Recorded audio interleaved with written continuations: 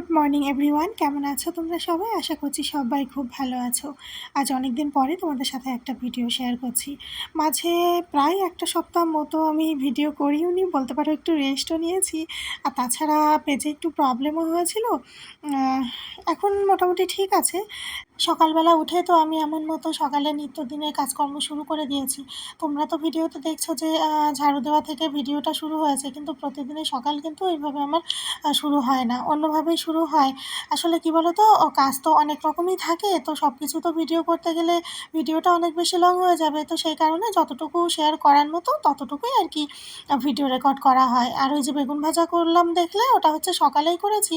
কালকে রাতের একটু অল্প কটা ভাত বেঁচেছিল, তো সে কটা আমি খাবো, তো সেজন্য ভাবলাম যে কিছু তো খাওয়ার নেই। আর বানানোর মতো দুপুরে ভাবলাম যে বেগুন ভাজাও করব, তো সেই জন্য সকালে একবারে করে নিয়েছি। তার মধ্যে থেকে ২ টুকরো নিয়ে আমি আর কি ভাত কটাও খেয়ে নিয়েছি। তারপরে স্নান, পুজো মাঝখান থেকে সব কিছু হয়ে গেছে। আর এখন তোমাদের সাথে দুপুরের রান্নার মধ্যে থেকে একটা সুন্দর রেসিপি তোমাদের সাথে শেয়ার করছি। যদিও তোমরা আমি জানি যে এটা অনেকেই করো, খুব ভালো পারো। আমার না এই দিনেরটা এত বেশি ভালো লেগেছে, পরে গিয়ে মনে হচ্ছিল যে ভাগ্যিস আমি ভিডিও রেকর্ডটা করেছি। এটা হচ্ছে নিরামিষ বাঁধাকপি আমি কিভাবে বানাই, তো সেটাই আর কি তোমাদের সাথে শেয়ার করছি। তোমরা দেখলেই জিরে, শুকনো লঙ্কা, তেজপাতা আমি তেলের ওপরে সর্ষের তেলে ফোড়ন দিয়েছি। ফোড়ন দিয়ে তারপরে আর কি কয়েকটা কাঁচা লঙ্কা ২ টুকরো করে আর একটা টমেটো কুচি কুচি করে কেটে, মানে আসলে কি বলো তো, এগুলো সব আর কি ওই যে বলে না শর্টকাট কাজ। আমি কোনো কিছুর মশলা আর কি পেস্টও করিনি, এমনকি টমেটো পেস্ট বা পিউরির একটু প্রয়োজন ছিল সেটাও করিনি। মানে যত সংক্ষেপে করা যায়, আমার যেহেতু সময়ের মধ্যে খাবার রেডি রাখতে হয়, তো ওই জন্য। আর বাটিতে যেটা গোলা মশলা দেখলে, ওটা তো অবশ্যই গুঁড়ো মশলা জলে গুলে ইউজ করেছি।